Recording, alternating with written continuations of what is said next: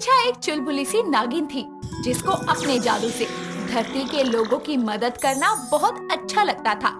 लेकिन पृथ्वी पर रहने वाले लोग मन और कर्म से बुरे होते थे, इसीलिए उसके माता पिता नैनतारा और नागेश हमेशा उसको धरती लोक जाने से मना किया करते थे।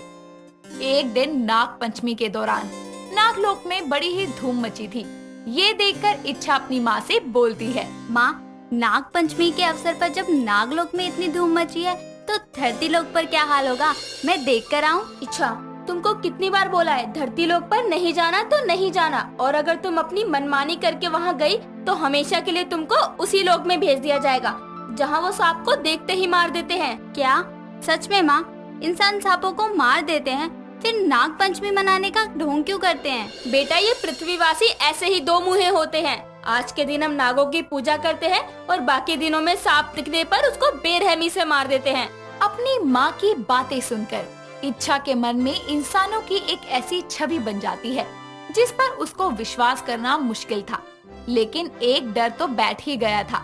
ऐसे ही नागलोक में नाग पंचमी को बड़े ही धूम से मनाया जाता था, लेकिन इच्छा की धरती लोक पर जाने की चाह उसके डर पर हावी हो जाती है और वो बिना किसी को बताए नागलोक से धरती लोक पर चली जाती है, जहाँ वो इंसानी रूप लेकर शिव मंदिर जाती है और माथा टेकते हुए बोलती है, हे भोलेनाथ, आपकी बनाई इस दुनिया में मेरी रक्षा करना, क्योंकि माँ ने जो बताया था इंसानों के बारे में उसके बाद मुझे बहुत डर लग रहा है, लेकिन मैं बिना परखे इंसान को गलत नहीं समझ सकती।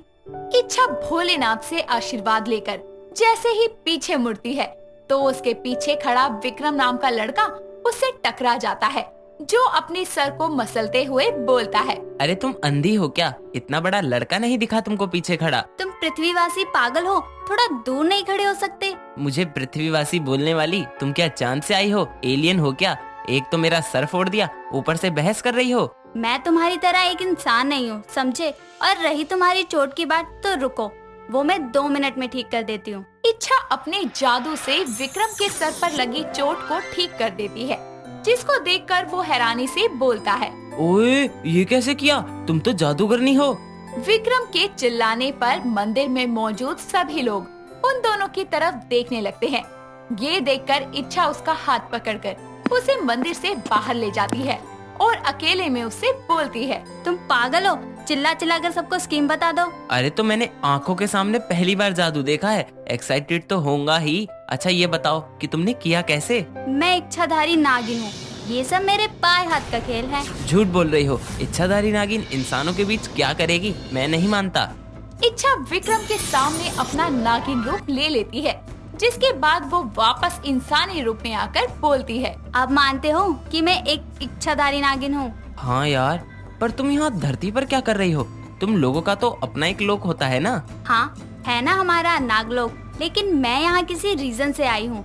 बहुत लंबी कहानी है। अरे तो मैं तो पहले ही बहुत वेला इंसान हूँ, सुनाओ सुनाओ। इच्छा अपनी माँ की बात विक्रम को बताती है, जिसके बाद वो बोलती है, मेरी माँ ने जो मुझे कहा था मुझे उस पर विश्वास नहीं था, इसलिए मैं यहाँ खुद आई हूँ ये देखने की इंसान कैसे होते हैं। तुमको जानना है इंसान कैसे होते हैं?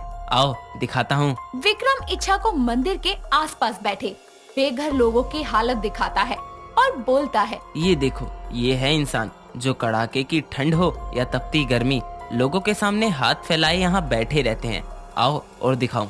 इसके बाद विक्रम उसे मंदिर के पीछे लेकर जाता है, जहाँ मंदिर पर चढ़ाया गया दूध पाइप के सहारे बाहर निकल रहा होता है और कुछ भूखे बच्चे वहाँ हाथ लगाए उसे पी रहे होते हैं। ये देखकर विक्रम बोलता है, ये देखो, ये है इंसान दूध की एक एक बूंद के लिए तरसते हुए। तुम्हारी माँ ने जो बताया वो गलत नहीं है, लेकिन वो इंसान का 1% हिस्सा है, बाकी का 99% हिस्सा ये है। इच्छा अपनी आंखों के आगे इंसानों की ये हालत देखकर भावुक हो जाती है, जिसके बाद उसकी आंखों में आंसू आ जाते हैं और वो फैसला लेती है कि अपने जादू से इनकी मदद करेगी। लेकिन वो नागलोक में बिना बताए धरती लोक पर आई थी, जिसके कारण उसके माता पिता उसे नागलोक में ढूंढ ढूंढ कर थक जाते हैं। तब उसकी माँ नैनतारा अपने पति नागेश से बोलती है, मैंने इच्छा को मना किया था कि धरती लोक ना जाए, पर वो मेरी बात को अनसुना करके शायद वहाँ चली गई। अरे तो तुमने उसको समझाया नहीं था क्या? कि इंसान कितने बुरे होते हैं। अच्छे से समझाया था, लेकिन ये लड़की फिर भी चली गई। हमें उसको ढूंढने जाना ही पड़ेगा।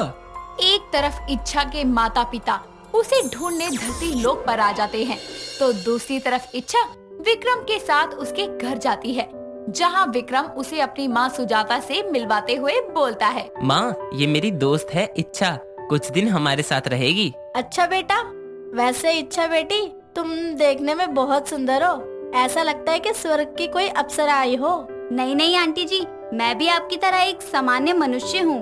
बेटा, मेरी इच्छा थी कि काश मेरी एक बेटी होती। तेरे आने से कुछ समय के लिए ही सही, मेरी ये इच्छा तो पूरी हुई। विक्रम के घर जाकर इच्छा को बहुत अच्छा लगता है।